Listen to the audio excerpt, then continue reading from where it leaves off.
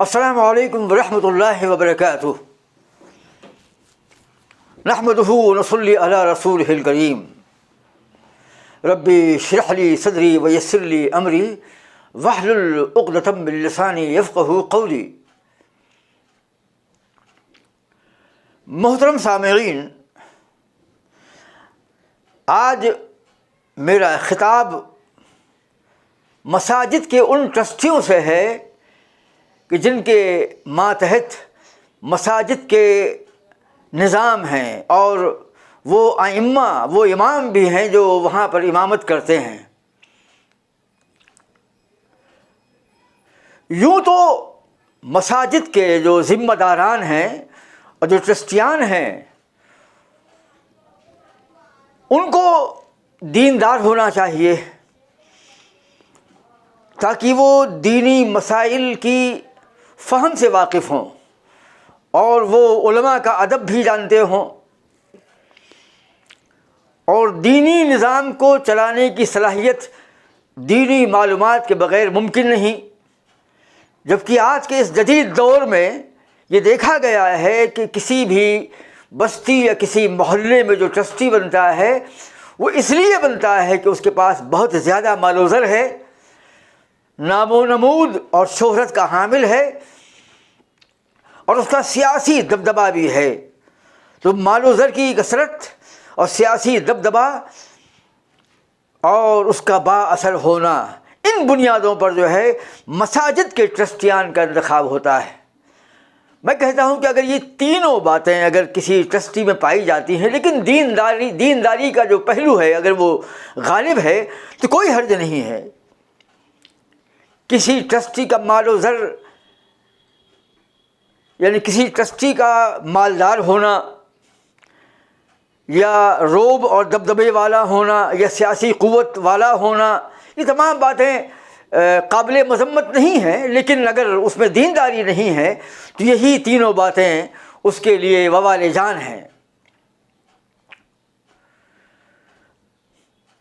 قرآن عظیم میں اللہ ارشاد فرماتا ہے، اعوذ باللہ من الشیطان الرجیم، بسم اللہ الرحمن الرحیم، ولا تلبسوا الحق بالباطل وتکتموا الحق وانتم تعلمون۔ سورہ بقرہ کی 42ویں نمبر کی آیت ہے۔ اللہ فرماتا ہے کہ اے لوگو، تم حق کو باطل کے ساتھ مت ملاؤ اور جان بوجھ کر حق بات کو مت چھپاؤ۔ اس آیت کریمہ میں بڑی وضاحت کے ساتھ میں حق کا اظہار اور باطل کی مذمت کی گئی ہے، اور فرمایا گیا ہے کہ تم باطل کو، حق کو مت چھپاؤ جبکہ تم جانتے ہو۔ یہ جملہ بتلا رہا ہے while you are aware of all these things, you know it very well, still you are trying to conceal the fact۔ یعنی تم جانتے ہو کہ یہ شے باطل ہے اور یہ شے حق ہے، لیکن تم جان بوجھ کر اس کو چھپا رہے ہو۔ اللہ کے رسول صلی اللہ تعالیٰ علیہ وسلم کی مکی اور مدنی زندگی کو ہم دیکھتے ہیں، خاص طور سے مدنی زندگی میں جب اسلام کا غلبہ ہو گیا اور دینی نظام کا قیام بھی ہو گیا، تو اللہ کے رسول نے اللہ کے نازل کردہ احکام دینیہ و قرآن عظیم کے فرامین و احکام کو عوام کے سامنے منعن بیان فرمایا۔ اور جب پہلی بار قرآن عظیم کا نزول ہوا تو اللہ کے رسول نے پوری دنیا کے سامنے تمام مذاہب کا جو ہے یک قلم ایک ہی وقت میں تمام مذاہب عالم کا انکار کر دیا، اور صرف اسلام کی حقانیت کا اعلان فرمایا کہ اسلام ہی حق ہے۔ ادخلوا فی السلم کافہ، اے لوگو تم اسلام میں داخل ہو جاؤ پورے کے پورے۔ تو اللہ کے رسول نے جس جذب اور یقین کے ساتھ میں یہ فرمایا تھا کہ تمام مذاہب دنیا کے اسلام کی آمد کے بعد جو ہیں باطل ٹھہرے، اب تمام انسانیت کو جو ہے اسلام کے دامن امن و عافیت میں پناہ لینا پڑے گی۔ اس مقام پر تو اللہ تعالیٰ نے مسلمانوں کو اس بات کا حکم نہیں دیا ہے کہ حق کو چھپایا جائے، اور نہ نبی کو حکم دیا گیا کہ اے نبی تم ایک ہی وقت میں تمام مذاہب کا بطلان کیسے کر سکتے ہو؟ مخالفت بڑی شدید ہوگی اور لوگ اسے قبول نہیں کریں گے، لہذا اللہ نے مصلحت کا استعمال کیا ہوتا یا اللہ کے رسول نے اپنی زندگی میں اس کا استعمال کیا ہوتا، لیکن جب اسلام کا اعلان ہوا تو اللہ تعالیٰ نے تمام مذاہب کا نام لے لے کر کے، یہودیت ہے، مجوسیت ہے، نصرانیت ہے، بت پرستی ہے اور دیگر تمام مذاہب کا اللہ نے ایک ہی وقت میں خاتمہ کر دیا اور نام لے لے کر کے ان مذاہب کی مذمت بیان کی۔ اور اللہ کے رسول نے بھی احادیث کے اندر میں مختلف اہل بدعت کے ناموں کے ساتھ میں ان کا نام لے لے کر کے وضاحت فرمائی اور باطل کا بطلان کیا اور حق کا احقاق کیا، باطل کا ابطال کیا۔ لیکن آج ہم یہ دیکھتے ہیں کہ مساجد کے جو ذمہ داران ہیں وہ ہمارے مسجد کے ائمہ یعنی اماموں پر بندش عائد کرتے ہیں کہ آپ کو اس عنوان پر نہیں بولنا ہے، آپ کے عناوین یہ ہیں، بلکہ عناوین کو لکھ کر دیتے ہیں بعض لوگ تو، اور اگر لکھ کر نہیں دیتے ہیں تو بالکل اشارہ کر دیتے ہیں کہ آپ کو ان مسائل پر خطاب کرنا ہے اور ایسے کسی مسئلے پر نہیں بولنا ہے جن کا تعلق، جن عناوین کا تعلق جو ہے کسی جماعت کی مذمت سے ہو یا اہل بدعت کی مذمت سے متعلق ہو۔ یعنی مسجد کے ٹرسٹیان جو ہیں اماموں کو پابند کرتے ہیں کہ آپ کو کسی بھی اہل بدعت کا نام نہیں لینا ہے، ان کی مذمت نہیں کرنا ہے، بلکہ شرک اور بدعت پر مشتمل عناوین کو پر خطاب کرنے سے باقاعدہ منع کیا جاتا ہے۔ اور قرآن عظیم میں تفسیر کے موقع پر بھی امام پر بندش ہوتی ہے کہ سادگی کے ساتھ شرکیہ مضامین اور توحید کے مضامین کو سادگی کے ساتھ میں ترجمہ کرنے کے بعد میں کچھ زیادہ وضاحت نہ کی جائے اور باطل فرقوں کا نام نہ لیا جائے، کسی کتاب کا حوالہ نہ دیا جائے، اس سے فتنہ پیدا ہوتا ہے۔ یہ بندش عائد کی جاتی ہے اور یہ بندش اتنی زیادہ ہوتی ہے کہ امام جو ہے گھٹ گھٹ کر جیتا ہے۔ ائمہ کی دماغوں پر پہرے بٹھا دیے جاتے ہیں، ان کی زبان کو گونگا کر دیا جاتا ہے، ان پر پابندیاں عائد کی جاتی ہیں اور ائمہ جو ہیں اسلام کے پسندیدہ عناوین پر خطاب کرنے سے مجبور اور معذور رہا کرتے ہیں۔ بمبئی کے ایک مسجد، میں نام نہیں لوں گا بلا وجہ جو ہے کنٹروورسی پیدا ہو جائے گی، تو بمبئی کی ایک مسجد میں تو وہاں کے ٹرسٹی نے امام سے کہا کہ آپ اہل بدعت کا نام نہیں لیں گے، کسی کتاب کا حوالہ نہیں پیش کریں گے اور وقت کے موجودہ جو رائج جو بدعات اور خرافات ہیں ان کا ذکر نہیں کریں گے، جیسے کنڈے کی نیاز ہے، محرم کا جلوس ہے اور ربیع الاول کے عناوین ہیں، بلکہ مختلف مہینوں میں جو ہر مہینے میں اہل بدعت کے ہاں جو ہے الگ الگ بدعات ہیں، کہیں کنڈے ہے، کہیں ربیع الاول کا مہینہ ہے، کہیں محرم ہے، کہیں آخری بدھ ہے، مختلف صوفیہ کا جو ہے عرس ہے، اس تعلق سے باقاعدہ منع کر دیا جاتا ہے کہ کسی بھی مہینے میں پڑھنے والے وہ عناوین جن پر اہل حدیث کے متشدد علماء عام طور سے خطاب کرتے ہیں اس پر آپ مت بولیے، اور خاص طور سے محرم کے مہینے میں یزید کے واقعے کو مت بیان کیجیے، یزید کا ذکر مت کیجیے، اور امیر معاویہ رضی اللہ تعالی عنہ جنگ صفین، جنگ جمل کا ذکر مت کیجیے، اور کربلا کے واقعات کو بیان مت کیجیے۔ باقاعدہ بندش عائد کی جاتی ہے اور شرک اور بدعت پر جو مضامین ہیں اس میں اس طرح کھل کر مت بولیے کہ لوگ سمجھ جائیں کہ ہمیں خطاب کیا جا رہا ہے۔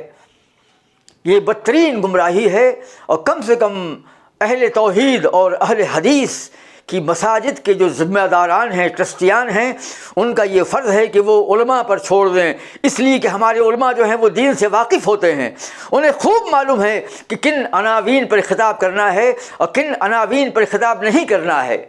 یہ ہمارے علماء ہیں، انہوں نے 15-20 سال تک مدارس میں علم حاصل کیا ہوتا ہے، یہ پورے قرآن عظیم کے حافظ ہوتے ہیں، یہ ہمارے قوم کے علماء ہوتے ہیں، انہیں پورا دین معلوم ہوتا ہے، یہ ہمارے دینی نظام کی کفالت کرتے ہیں، دینی نظام کا نظم و ضبط قائم رکھتے ہیں، یہ اللہ کی بھٹکی ہوئی انسانیت کو راہ راست پر لانے والے ہیں اور باطل کے مد مقابل حق کا احقاق کرنے والے ہیں، اور باطل کا ابطال کرنے والے ہیں، دین کی وضاحت کرنے والے ہیں، توحید اور شرک کے مضامین کو بیان کرنے والے ہیں۔ لیکن وہ ٹرسٹی اور وہ ذمہ داران مساجد جو ہیں، جو دین سے بالکل بے خبر ہوتے ہیں، کبھی کسی کتاب کو ہاتھ میں لینے کا اتفاق بھی نہیں ہوتا ہے، گھر میں ایک بھی کتاب نہیں ہے، نہ دینی معلومات ہے، محض نام و نمود اور شہرت کی بنیاد پر یا کثرت مال کی بنیاد پر یا کثرت شہرت کی بنیاد پر جو ہے ان کو جو ہے ٹرسٹی بنا دیا جاتا ہے، اور وہ جاہل ٹرسٹی ہمارے علماء و ائمہ پر قدغنیں عائد کرتے ہیں، بندشیں عائد کرتے ہیں، بین لگاتے ہیں کہ ان عناوین پر نہیں بولنا ہے، گویا کہ علماء نہیں جانتے ہیں کہ قوم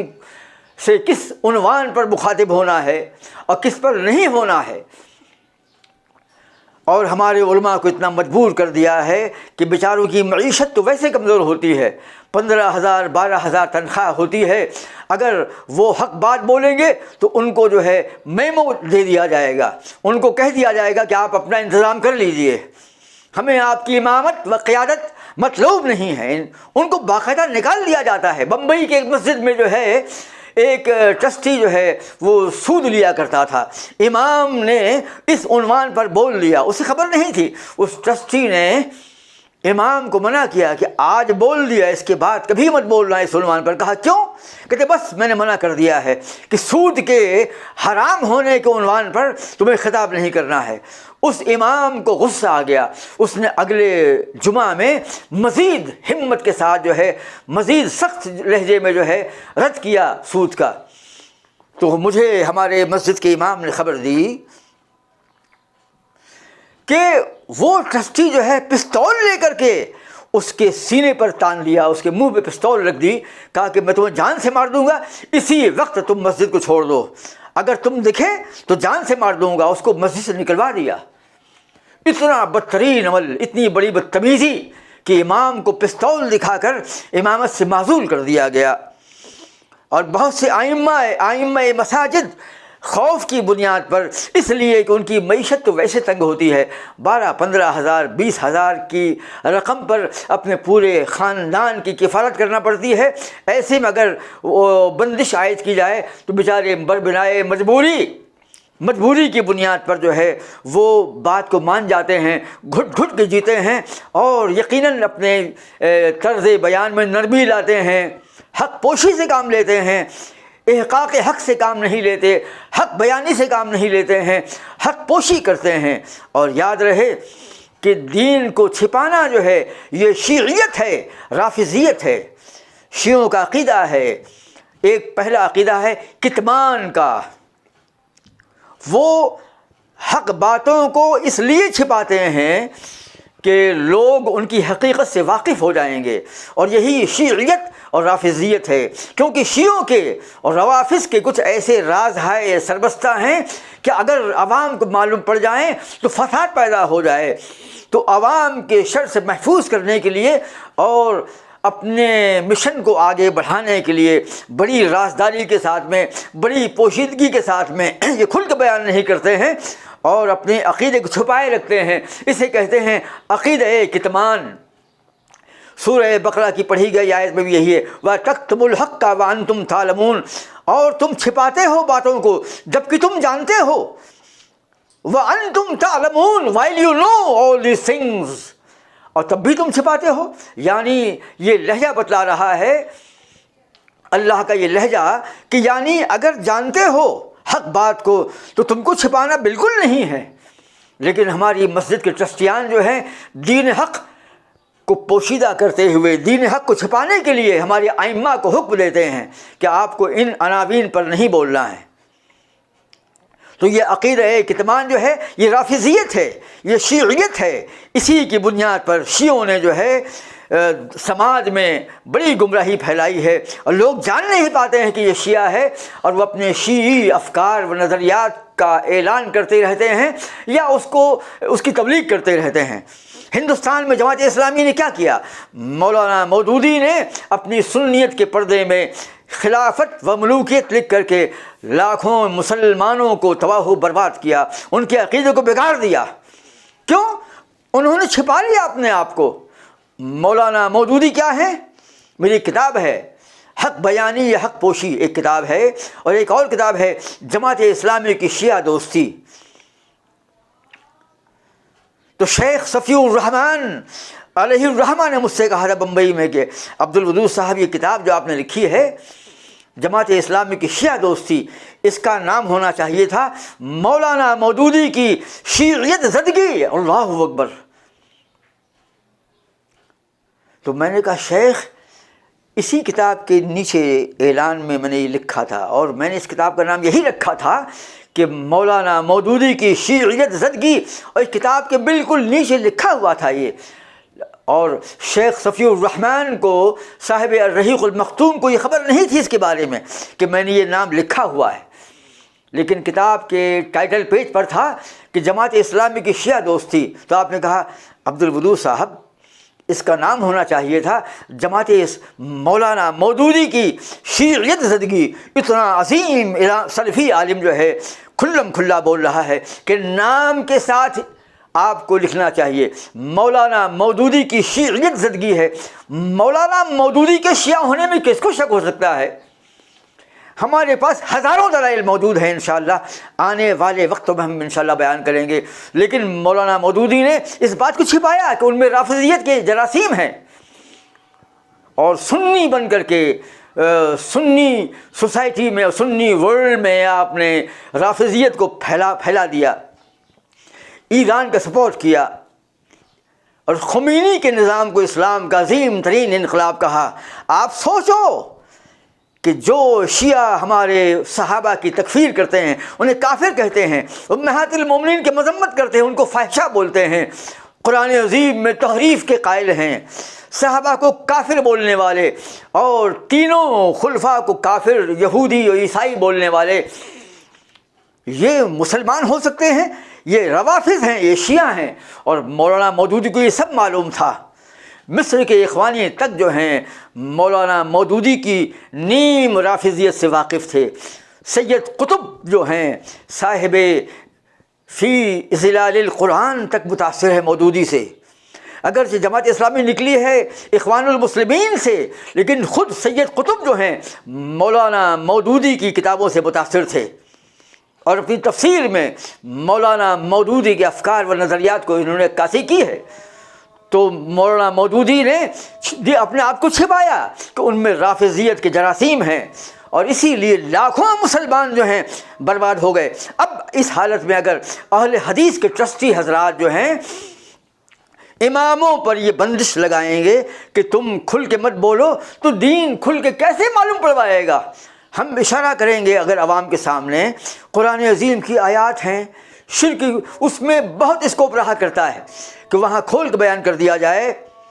لیکن ہمارے امام جو ہیں قرآن عظیم کی ان آیات کا سادہ ترجمہ کر دیتے ہیں، اور اس ترجمے کے پیچھے تفسیر میں اتنی گنجائش رہا کرتی ہے کہ اگر امام کھل کے بیان کر دے تو عوام سمجھ جائیں گے او ہو کہ یہ شرک ہے۔ یہی شرک تو ہمارے سنیوں میں ہیں، بریلویوں میں ہیں، دیوبندیوں میں ہیں، وہ واقف ہو جائیں گے، اور جماعت اسلامی کے لوگوں میں ہے، وہ بیدار ہو جائیں گے۔ لیکن ہمارے امام جو ہیں قرآن عظیم کی آیات بینات اور اس کے محکم مضامین کو بیان کر دیتے ہیں، ترجمہ کر دیتے ہیں، لیکن اس کی تفسیر میں، توضیح میں، نماز فجر کے بعد میں یا نماز عشاء کے بعد میں کھل کے نہیں بول پاتے ہیں، اور اس طریقے سے قرآن عظیم کا سرمدی پیغام جو ہے عوام تک منتقل نہیں ہو پاتا ہے، اور عوام جو ہے 20 سال تک جو ہے امام کے ماتحت مقتدی رہ کر جاہل رہتے ہیں۔ آپ ذرا سوچو کہ آپ کے ارد گرد شیاطین کے بے شمار جال پھیلے ہوئے ہوں اور بے شمار گمراہ فرقے آپ پر کام کر رہے ہوں اور آپ کو ان کے بارے میں خبر نہ ہو، قرآن عظیم کے نصوص معلوم نہ ہوں، حدیث کے اشارے آپ کے پاس موجود نہ ہوں، آپ کے پاس میں دین کی معلومات نہ ہو، باطل فرقوں کی معلومات نہ ہو، قرآن عظیم کے اندر جو آیات بینات ہیں ان میں جو شرک اور بدعت کے جو جراثیم کا اشارہ کیا گیا ہے، اگر امام کھل کے بیان نہیں کرے گا تو آپ 20 سال تک جاہل رہیں گے، لیکن اگر قرآن عظیم کی آیات کی توضیح کرتے ہوئے امام کھل کے بیان کر دے گا کہ اس مقام پر جیسا اللہ نے فرمایا ہے، آج بھی ہمارے ہندوستان میں بریلوی لوگ جو ہیں دین میں قدم قدم پر جو ہیں شرک اور بدعت کا ارتکاب کرتے ہیں، دیوبندی حضرات جو ہیں تعویذ گنڈے کے قائل ہیں، جھاڑ پھونک کے قائل ہیں، میرا مطلب وہ جھاڑ پھونک جو ناجائز ہے۔ ویسے رقیہ جو ہے اسلام میں جائز ہے، جو اللہ کے رسول کی احادیث سے اور قرآن عظیم کی آیات سے ثابت ہے وہ جائز ہے، لیکن بے شمار گمراہیاں جو ہیں جھاڑ پھونک کے نام سے اور بے شمار پیری مریدی کے تعلق سے بریلویوں میں، دیوبندیوں میں اور خود جماعت اسلامی کے اخوانیوں میں، مصر میں، ہندوستان کے جماعت اسلامی کے اندر میں تصوف کی بیماری البتہ نہیں ہے، وہ اخوانی تو ہیں جماعت اسلامی کے لوگ، لیکن مصری اخوانیوں کے مقابلے میں وہ کم سے کم یہاں پر تصوف کے قائل نہیں ہیں، یا قائل تو ہوں گے لیکن اس کا اعلان نہیں کرتے ہیں۔ تو اگر ہماری مسجد کے جو نمازی ہیں، ہماری مسجد کے جو توحید پرست اہل حدیث مسلمان ہیں، اگر وہ قرآن عظیم کی آیات کی روشنی میں تفسیر کی راہ سے ہمارے اماموں کی ہدایت نہیں پائیں گے، امام کھل کے نہیں بولے گا، تو ہمیشہ کے لیے قرآن عظیم کا فرمان جو ہے، پیغام جو ہے عوام تک پہنچ نہیں پائے گا۔ لہذا چشتی حضرات جو ہیں اس جرم عظیم کا ارتکاب بالکل نہ کریں، اماموں پر کوئی بندش عائد نہ ہو۔ ہاں، ہم ائمہ سے گزارش کرتے ہیں، اماموں سے گزارش کرتے ہیں کہ وہ اپنے بیان میں، اپنی توضیح میں، اپنی تفسیر میں اور اپنے خطبات جمعہ میں نرمی اور بڑی حکمت کے ساتھ جو ہیں تبلیغ دین کریں۔ اگر نام لیں تو اس میں توہین کا جذبہ نہ ہو، اس میں توہین کے اثرات نہ ہوں، اس میں شدت و حدت نہ ہو، بلکہ خیر خواہی ہو اور بڑی ہی مجبوری کی حالت میں جو ہے اس کو بیان کیا جائے، اور بڑی محبت کے ساتھ میں، نرمی کے ساتھ میں کہ حضرات قرآن عظیم کی اس آیت سے یہ بات ثابت ہوتی ہے، لیکن ہمارے یہاں جو ہے مقلدین کا ایک طبقہ جو ہے وہ جھاڑ پھونک کے راستے سے پیرا مریدی کرتا ہے، ان کے پیر آتے ہیں، ان کی ایسی تعظیم ہوتی ہے، ان کے سامنے محفل قوالی ہوتی ہے، محفل سماع ہوتی ہے، وہاں پر رقص کیا جاتا ہے، اور محرم کے موقع پر جو ہے یزید کو گالیاں دی جاتی ہیں، امیر معاویہ رضی اللہ تعالی عنہ کی مذمت کی جاتی ہے۔ ہاں، تو اس طریقے سے نرمی کے ساتھ میں امام جو ہیں حکمت اور مصلحت کی بنیاد پر، یعنی مصلحت شرعیہ، وہ مصلحت نہیں جس میں دین کو چھپانا پڑ جائے، جس کا نام کتمان ہے۔ تو چشتی حضرات سن لیں کہ اپنے امام کو پابند کرنا اور ان کو کھل کر کے اہل بدعت کے نام لینے سے منع کرنا جو ہے یہ جرم عظیم ہے، اللہ تعالیٰ سے کبھی معاف نہیں کرے گا۔ اس لیے ہم گزارش کرتے ہیں کہ وہ اپنے ائمہ پر جو ہے کوئی بندش عائد نہ کریں۔ ایک تو ہے کتمان کا عقیدہ، دوسرا عقیدہ ہے تقیہ، یعنی جو آدمی اپنے دل میں دین کے بارے میں جانتا ہو کہ ہمارا یہ عقیدہ ہے اور ہمارا یہ دین ہے اور قرآن عظیم کی آیات اور نبی کی حدیثوں کی روشنی میں دین اسے کہتے ہیں، لیکن وہ چھپائے، اس کو عوام کے سامنے نہ بیان کرے کہ فتنہ پیدا ہو جائے گا، ہنگامہ پیدا ہو جائے گا۔ یہ عقیدہ شیعوں کا ہے۔ پہلا کیا تھا؟ کتمان، یعنی چھپانا، اور یہاں پر کیا ہے؟ تقیہ، یعنی جاننا لیکن اس کو بولنا نہیں۔ بربنائے خوف تردید، یعنی تردید کے خوف، لوگ تردید کریں گے، لوگ فتنہ پیدا کریں گے، لوگ حق سے واقف ہو جائیں گے، لوگ جان جائیں گے اور ہم سے دور ہو جائیں گے۔ اللہ نے کیا فرمایا کہ تم ولا تلبسوا الحق بالباطل وتكتموا الحق وانتم تعلمون، تم حق کو باطل کے ساتھ مت ملاؤ، یعنی حق الگ رکھنا ہے، اب باطل کو الگ رکھنا ہے، یہ بولنا ہے کہ یہ حق ہے اور یہ باطل ہے، اور جان بوجھ کر کے تم حق بات کو مت چھپاؤ۔ لیکن تقیہ کرتے ہیں یہ لوگ۔ تقیہ کا مطلب یہ ہے کہ دل میں جاننا، اس کو ماننا لیکن اس کو بیان نہ کرنا۔ تاکہ لوگ جان جائیں گے تو فتنہ پیدا ہوگا، تو آپ اپنے امام کو جو ہے آدھی شیعیت پر عمل کرنے کے لیے مجبور کرتے ہیں۔ وہ ٹرسٹی جو بندش لگاتے ہیں کہ کسی کا نام مت لو، کھل کے بیان مت کرو، اگر ہم کھل کے بیان نہیں کریں گے ہمارے ائمہ تو لوگ باطل سے کیسے واقف ہو پائیں گے؟ یہ کام بدعت ہے، یہ جو کہتے ہیں کہ یہ بدعت حسنہ ہے، تو آپ ان کو بتانا پڑے گا کہ بدعت حسنہ کوئی نہیں ہوتی ہے۔ اور ایک طبقہ جو ہے، آپ اگر کسی مسجد میں کوئی شدت زیادہ ہو، یا کسی مسجد کے ماحول یا کسی محلے کی مسجد کا ماحول کچھ زیادہ پریشان کن ہو، تو وہاں پر امام کی ثواب دید پر چھوڑ دینا چاہیے کہ اس کو کتنا نام لینا ہے، کتنا نہیں لینا ہے۔ لیکن جہاں کوئی بندش نہیں ہے، اور سوچیے اس بات کو آپ کہ ہماری مساجد اہل حدیث، ہمارے مصلیان، ہمارا ٹرسٹ، ہمارا امام، ہمارے نمازی، ہمارا محلہ، ہمارا روب و دبدبہ، اور اتنی مجبوری، تو تم سے اس بات کی امید کیسے کی جا سکتی ہے کہ تم دین کے غلبے کے لیے، دین کے احیاء کے لیے، اور دین کے نفاذ کے لیے، اور دین کی تبلیغ کے لیے، دین کی توسیع کے لیے جو ہے تم زندگی کے میدان میں آگے بڑھ سکتے ہو؟ تم جب مسلمانوں کو جو ہے شرک اور بدعت سے نہیں روک رہے ہو، ان کو امام کو کھل کر بیان نہیں کرنے دے رہے ہو، اپنی مسجد میں، اپنے نظام میں، اپنے لوگوں کے بیچ میں آپ امام کو منع کر رہے ہیں کہ کھل کے مت بولو، تو آپ کسی بدعتی سے کیسے بات کر سکتے ہیں؟ کسی بدعتی کو آپ کیسے راستے پر لا سکتے ہیں؟ امام کو منع کر رہے ہیں آپ کہ آپ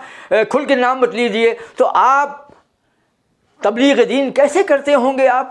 دعوت دین کیسے کرتے ہوں گے؟ آپ تو امام کو منع کر رہے ہیں کہ آپ کو کھل کے نہیں بولنا ہے، تو امام ان کو دعوت کس طرح دے گا؟ ہمیں تو کھل کے بولنا چاہیے۔ حضرت عمر رضی اللہ تعالی عنہ کے زمانے میں صبیغ نام کا ایک سبائی تھا، غالباً یا خوارج میں سے تھا، وہ سبائی نہیں تھا، خوارج میں سے تھا۔ وہ قرآن عظیم کی آیات کو پڑھ کر کے سوال کیا کرتا تھا بلا وجہ، اور نئے نئے معانی و مطالب بیان کرنے کے لیے، اور عوام پر اپنے علم کی دھونس جمانے کے لیے، اور عوام کو گمراہ کرنے کے لیے، یا عوام کو متشکک بنانے کے لیے کہ لوگوں میں شک پیدا ہو جائے، اب بلا وجہ علمی شغوفے جو ہیں زیر بحث آئیں، یعنی فتنہ پھیلانا۔ تو حضرت عمر رضی اللہ تعالی عنہ کو خبر دی گئی کہ صبیغ نام کا ایک مسلمان جو ہے اسلام کے پردے میں ہر کسی سے قرآن عظیم کی آیات پڑھ کر کے فتنہ پیدا کرنے کی کوشش کر رہا ہے۔ حضرت عمر رضی اللہ تعالی عنہ، بڑی تفصیل ہے لیکن میں اختصار سے بیان کر رہا ہوں، حضرت عمر نے اس کو وہاں سے کہا کہ قید کر کے یہاں لایا جائے۔ حضرت عمر رضی اللہ تعالی عنہ نے اسے غالباً ایک کھمبے سے باندھ دیا، اور ایک لکڑی لی، مہین سی پتلی سی، جو لہرانے والی تھی، ہرے رنگ کی تھی، آپ نے اس کو مارنا شروع کیا۔ کہا کیوں؟ تم قرآن عظیم کی آیات کو لوگوں میں پڑھا کرتے ہو اور نکتہ آفرینی کرتے ہو، ان آیات سے غلط معانی و مطالب کا استنباط کرتے ہو، تم عوام میں فتنہ پیدا کر رہے ہو،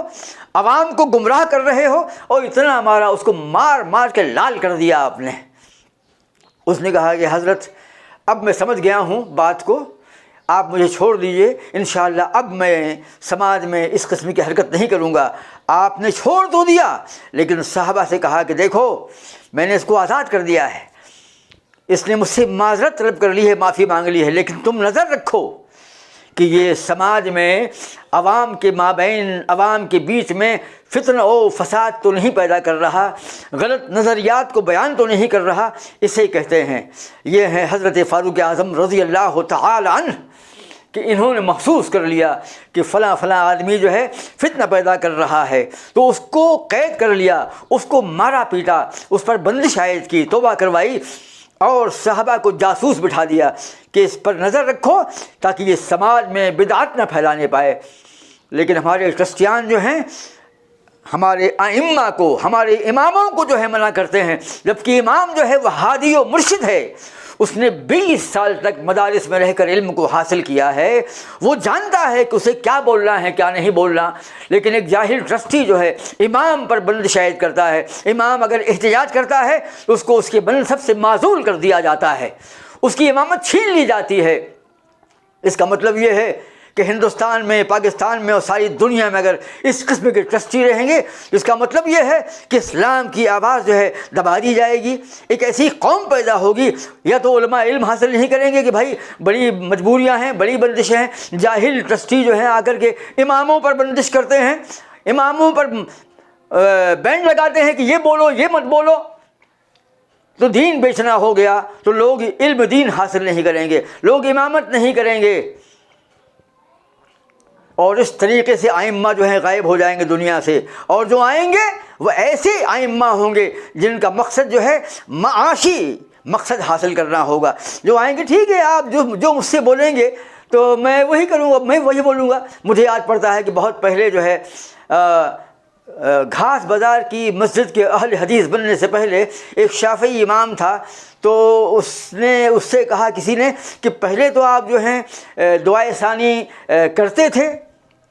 نہیں کرتے تھے. ابھی نماز کے بعد میں دعائے ثانی کرتے ہیں آپ؟ کہتے پہلے ٹرسٹی نے بولا تو اپن کرتا تھا، ابھی بولتا ہے کہ مت کرو تو اپن نہیں کرتا. پہلے بولا کہ کرو تو کرتا تھا، ابھی منع کیا تو نہیں کرتا ہے. یعنی ٹرسٹی نے کہا کہ نماز کے بعد دعائے ثانی پڑھی جائے تو پڑھی، اس نے منع کر دیا تو مان گیا. یعنی ایسے امام چاہتے ہیں آپ؟ اگر ہمارے ٹرسٹیوں نے، ہمارے مساجد کے ذمہ داروں نے اگر اماموں پر بندش عائد کی تو ایک ایسی قوم پیدا ہوگی، ایسے ائمہ پیدا ہوں گے، علماء حق جو ہیں نکل جائیں گے. وہ علم حاصل نہیں کریں گے، یا تو علم حاصل نہیں کریں گے اور یا پھر علم حاصل کرنے کے بعد میں امامت نہیں کریں گے. اور امامت پر ایسے جاہل یا ایسے مطلب پرست اور مادہ پرست ائمہ آ جائیں گے جو اپنے ٹرسٹیوں کی بات کو ماننے والے ہوں گے. چلیے 20,000 تو ملیں گے یار، نہیں بولیں گے ان عناوین پر، شرک کی مذمت نہیں کریں گے، کسی مسلک کا نام نہیں لیں گے، کتابوں کے پیج نہیں گنوائیں گے. کیا ہوتا ہے؟ وہ بولے گا تو کریں گے، نہیں بولے گا تو نہیں کریں گے. تو پھر ہماری مساجد کے ممبروں پر ایسے خود غرض مادہ پرست اور من مانی کرنے والے علماء قبضہ کر لیں گے، اور پوری قوم جو ہے شرک سے، بدعت سے، گمراہی میں ملوث ہو جائے گی، کیونکہ ان کو حق بیان نہیں کرنے دیا جا رہا. اماموں پر بندش ہے اور عوام کو حق نہیں معلوم پڑ پائے گا تو قوم کہاں جائے گی؟ جہنم میں جانے والی ہے قوم. لہٰذا ہم تمام مساجد کے ٹرسٹیوں سے گزارش کرتے ہیں، برا بالکل مت مانیے. اگر آپ ٹرسٹیوں میں سے کچھ لوگ ایسے نہیں ہیں، ہمارا خطاب ان سے بالکل نہیں ہے. اگر اس قسم کے ٹرسٹی ہیں جو جاہل ہیں، جاہل ہونے میں بھی کوئی نہیں. بہت سے ٹرسٹی جو ہیں جاہل ہوتے ہیں لیکن بڑے دیندار بھی ہوتے ہیں، بڑے منہجی ہوتے ہیں. تو جو منہجی ہیں، دیندار ہیں، نیک ہیں اور جو منع نہیں کرتے ہیں، ہمارے مخاطب وہ ہیں ہی نہیں. ہمارے مخاطب تو وہ لوگ ہیں جو ٹرسٹی بھی ہیں، مالدار بھی ہیں، دین سے ناواقف بھی ہیں، اور وہ ہمارے علماء کو جو ہے منع کرتے ہیں کہ آپ کو کسی کا نام نہیں لینا، محرم کے مہینے میں محرم کا بیان نہیں کرنا ہے،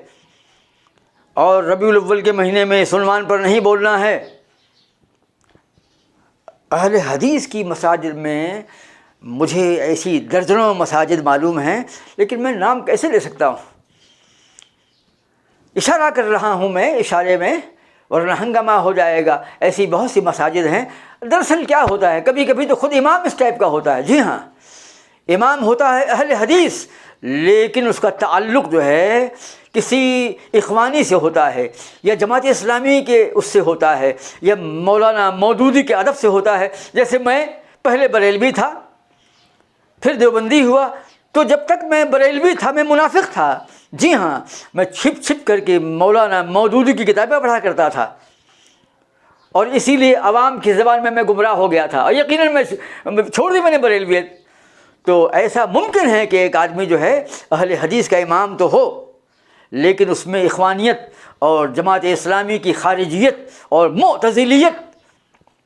موجود ہو، پائی جاتی ہو. تو کئی بار تو ایسا ہوتا ہے کہ امام جو ہے اپنے ذاتی میلان کی بنیاد پر اخوانی یا جماعت اسلامی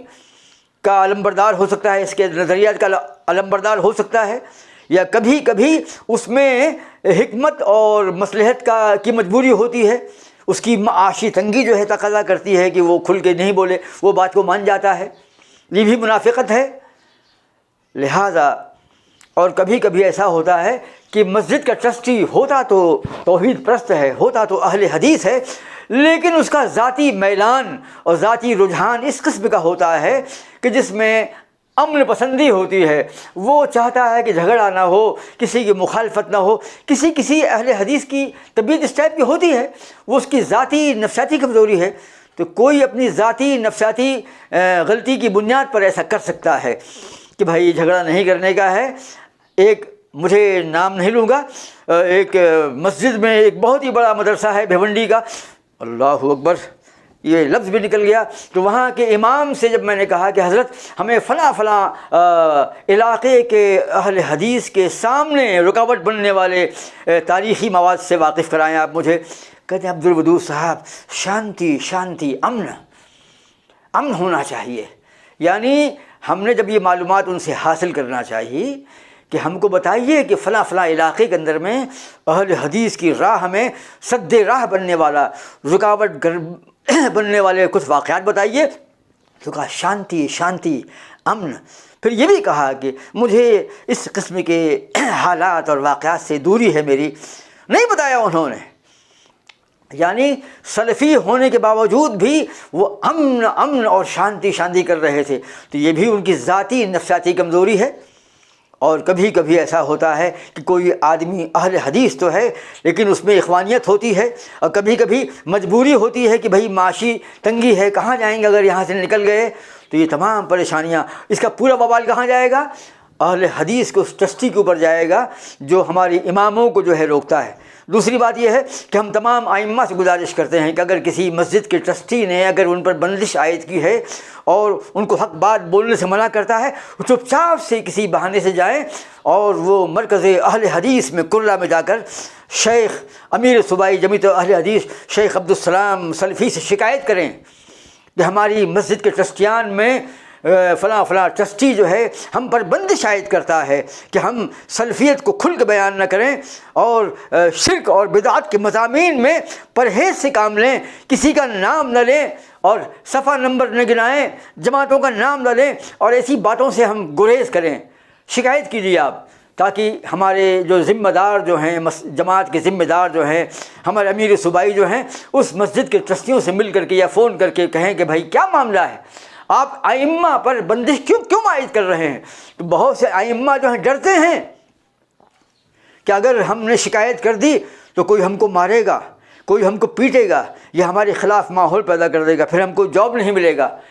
اس لیے اگر کوئی ٹرسٹی کسی امام کو پابند کرتا ہے، مجبور کرتا ہے، تو وہ اپنے امام سے، اپنے شیخ سے، اپنے امیر صوبائی سے جو ہے شکایت کرے باقاعدہ کہ ہم کو مجبور کیا جا رہا ہے۔ یہ بدترین شیعیت ہے، یہ بدترین رافضیت ہے کہ حق بات کو چھپایا جائے، یہ آدھی شیعیت ہے۔ عقیدہ کتمان ہے شیعوں کا، اور عقیدہ تقیہ ہے کہ جانتے تو ہیں حق بات کو لیکن دل میں رکھے ہیں چھپا اور اس کو بول نہیں رہے۔ لہٰذا ہم تمام ٹرسٹیان سے گزارش کرتے ہیں کہ وہ ہمارے ائمہ پر یہ بندش عائد نہ کریں، اور ائمہ کے مساجد کے ائمہ سے ہم گزارش کرتے ہیں کہ جب کبھی ایسی بندش وہ محسوس کریں تو اگر ہمت ہے تو آپ خود ٹرسٹی سے بھر جائیے کہ آپ ہمیں کیسے منع کر رہے ہیں۔ جی ہاں، ٹرسٹی نے منع کیا، بس سن لیتے ہیں، اتنے بڑے عالم ہیں اور چپ چاپ بیٹھ جاتے ہیں، خاموش رہتے ہیں، کچھ بولتے نہیں، کہتے جی ہاں ٹھیک ہے، ہاں میں لحاظ رکھوں گا، میں سنبھال کے بولوں گا۔ میں تو کہتا ہوں کہ جیسے ہی کوئی ٹرسٹی کسی امام پر بین کرے اور اس کو روکے حق بات بولنے سے، تو امام کا یہ فرض ہے کہ کہے آپ مجھے کیسے منع کر رہے ہیں؟ میں دین محمدی کا پابند ہوں، شریعت محمدی کا پابند ہوں صلی اللہ علیہ وسلم، میں کیسے آپ کی بات کو مان سکتا ہوں؟ قرآن عظیم کے آیات بینات میں اور اللہ کے رسول کے احادیث میں حق بات کو کھل کے بیان کرنے کا حکم دیا گیا ہے، اور آپ مجھے پابند کر رہے ہیں۔ میں نے کہا علم اس لیے حاصل کیا ہے کہ میں آپ کی بات کو مانوں، جبکہ آپ جاہل بھی ہیں، آپ کو دین کی خبر نہیں۔ اس طریقے سے پہلے آپ کو خود مزاحمت کرنا چاہیے، اور اگر ہمت نہیں ہے تو آپ امیر صوبائی سے کمپلین کر سکتے ہیں کہ ہم پر بندش عائد کی جا رہی ہے۔ ایسی بہت سی مساجد ہیں، 15-20 مساجد کو میں جانتا ہوں جہاں پر بندشیں ہیں یا گھٹن ہے، باقاعدہ اشارہ کیا گیا ہے، اور کچھ مساجد تو اتنی بڑی ہیں کہ بمبئی کی بڑی بڑی مساجد میں ان کا شمار ہوتا ہے۔ ضلع تھانہ کے اندر، کلیان بھیونڈی کے آس پاس کے علاقوں کے اندر میں بڑی بڑی مساجد ہیں، وہاں پر یہ خبر تو نہیں ہو پاتی ہے کہ کسی ٹرسٹی نے منع کیا ہے، لیکن امام کے کبھی لفظ اہل حدیث کا استعمال نہ کرنے کے رویے سے معلوم پڑتا ہے کہ ارے کبھی نہیں بولتے ہیں کہ بھئی اہل حدیث، لفظ اہل حدیث کا آنا جو ہے. اور کھل کے ایک بات کہوں گا، میں بدلہ پور کا نام تو میں کھل کے لوں گا. بدلہ پور کے اندر میں اتنا برا حال ہے کہ وہاں کی مسجد کے جو نوجوان ہیں ان لوگوں نے تو چن چن کر مسجد میں ایک ایک کتبے کو، ایک ایک کیلنڈر میں جہاں لفظ اہل حدیث یا سلفی ہے اسے کاٹا ہے، اس کو نکالا ہے. حتیٰ کہ مجھے بھی ایک دن نماز جمعہ کے بعد وہاں جانا پڑا تھا، اور وہاں پر نماز جمعہ کے خطبے میں نہیں، نماز جمعہ کے بعد میں، اور میں نے وہاں پر لفظ اہل حدیث، لفظ سلفی اور لفظ محمدی، اثری اور موحد اور مسلم اور مومن، اس پر دلائل پیش کیے تھے اور یہ کہا تھا. لیکن وہاں کے جو، دیکھیے ایک بات میں کہوں، برا مت مانیے آپ لوگ جو ہیں اپنی اس روش کو جائز مانتے ہیں، لہٰذا آپ عملی طور سے لفظ اہل حدیث اور سلفی نکال رہے ہیں، تو مجھے کیا خوف ہے کہ اس کا میں ذکر نہ کروں؟ آپ اس بات کو حق مانتے ہیں نا کہ لفظ اہل حدیث اور سلفی نہیں چاہیے، تو مجھے بولنے کا حق حاصل ہے کہ آپ نے یہ غلطی کی ہے. آپ نے وہاں تو اتنا برا حال ہے کہ اہل حدیث مسجد ہے وہ، لیکن وہاں پر لفظ اہل حدیث اور سلفی کہیں لکھا ہوا ہے، اسے کاٹ دیا گیا ہے یا اس کو پھاڑ دیا گیا ہے. اتنا برا حال ہے. ایک نام لے دیا ہے میں نے، درجنوں نام میرے ذہن میں ہے. میں اہل حدیث سیاح ہوں، سیاحی کرتا ہوں، موٹر سائیکل میں پورے ہندوستان کا دورہ کیا ہے میں نے، 5 6 اسٹیٹ کا، اور مساجد کے واقعات سے خوب واقف ہوں، تاریخ اہل حدیث سے خوب واقف ہوں، اور مختلف ضلعوں اور مختلف صوبوں کے اندر میں جو حالات ہیں مجھے خوب معلوم ہیں. لیکن میں نام نہیں لے رہا ہوں، اس لیے میں گزارش کرتا ہوں کہ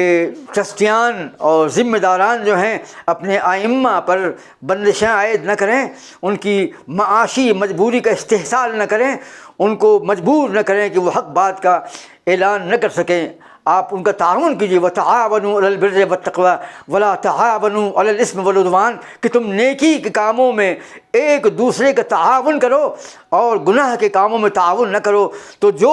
ٹرسٹی امام کو دین حق بیان کرنے سے روکتا ہے، اب باطل اور شرک بدعت کی مذمت سے روکتا ہے، وہ بدی کو آگے کرنے میں پیش ہو رہا ہے. یعنی امام چاہتا ہے کہ شرک اور بدعت کا خاتمہ ہو اور مشرکین اور بدعتی لوگوں سے لوگ واقف ہو جائیں، لیکن آپ منع کر رہے ہیں، تو اب جو لوگ ان کا شکار ہوں گے اس کا وبال آپ پر پڑے گا. لہذا اس سے باز آئیں. ہم تمام ناظرین سے گزارش کرتے ہیں کہ وہ ہمارے اس چینل کو سبسکرائب کریں اور شیئر کریں.